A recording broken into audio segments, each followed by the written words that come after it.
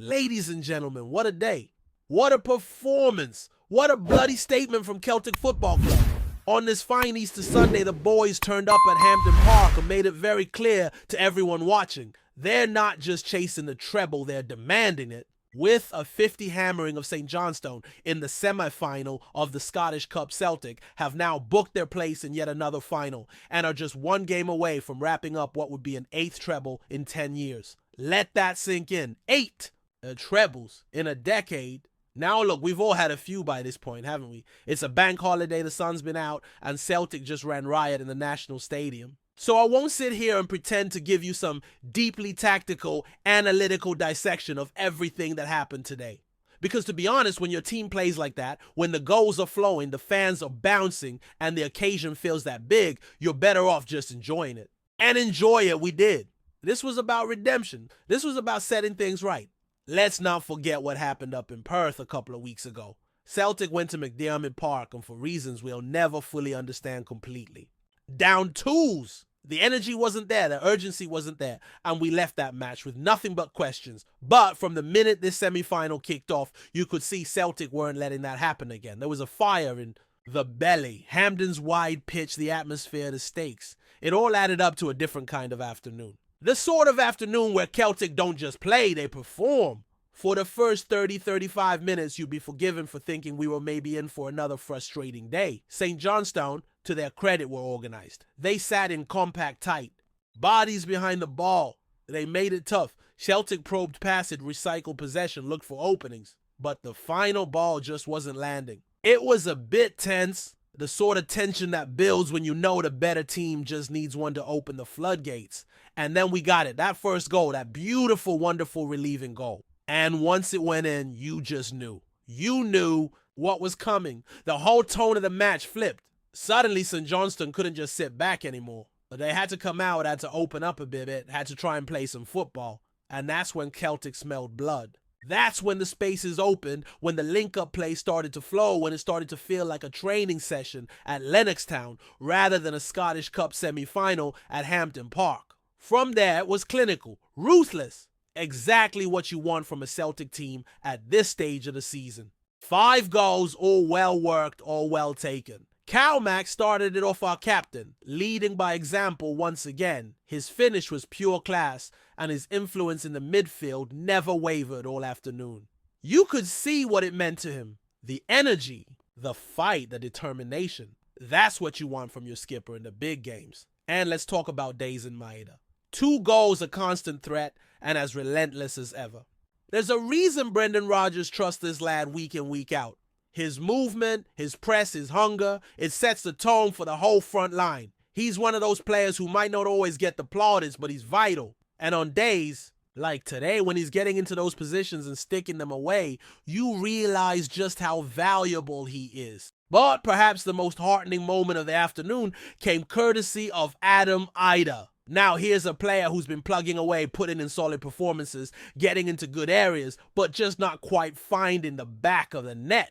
He's been due, and today he finally got his goal, and you could see what it meant to him, to the team, to the fans. It's been building for a few games now, stretching back to that loss at McDiarmid Park.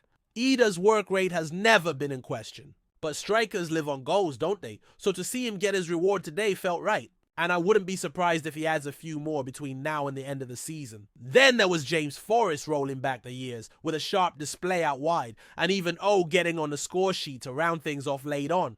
Though I'll admit I missed that one.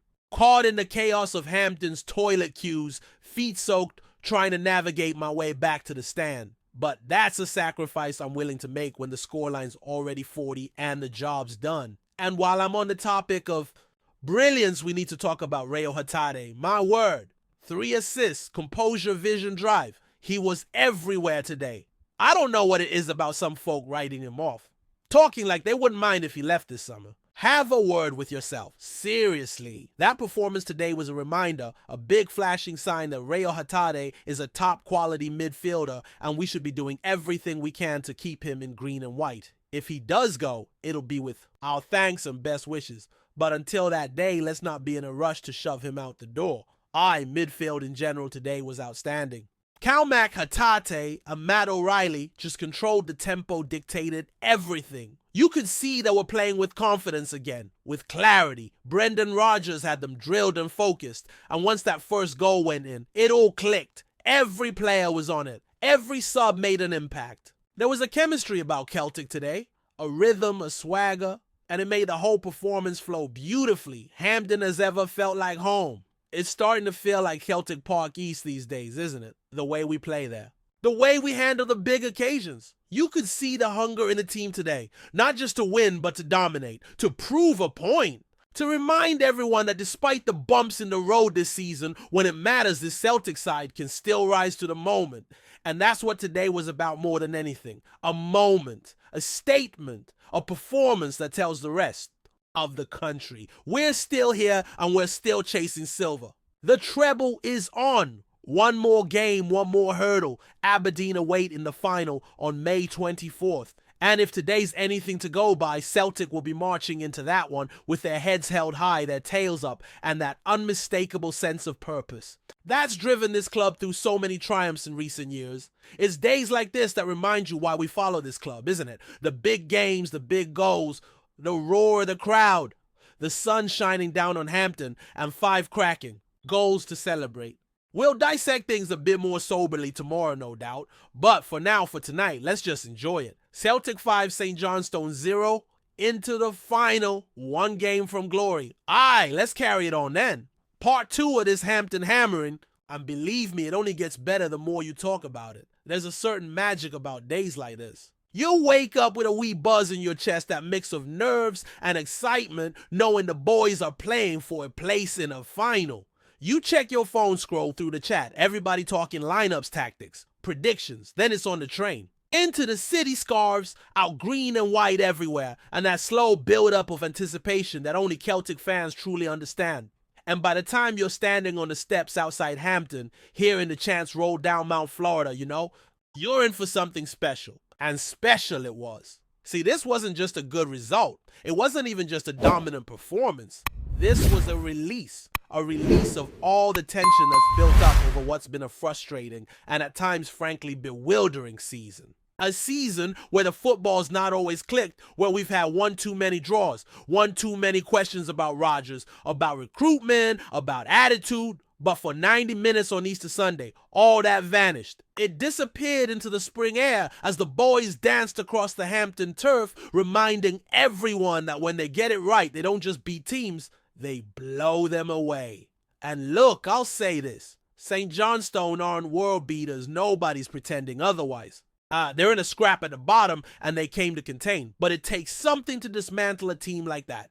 A team that's set up to frustrate, to kill the game, to waste time and slow things down. What Celtic did was take that plan rip, it to shreds, and send a message across the country that this team isn't done yet. Not by a long shot. And a huge part of that, once again, was the midfield. You've got Calmac pulling the strings, the heartbeat, as always, covering every blade of grass and still finding the time to slot away a beauty and calm everyone down. Then there's Hatate, who looked like he was playing with a cheat code today.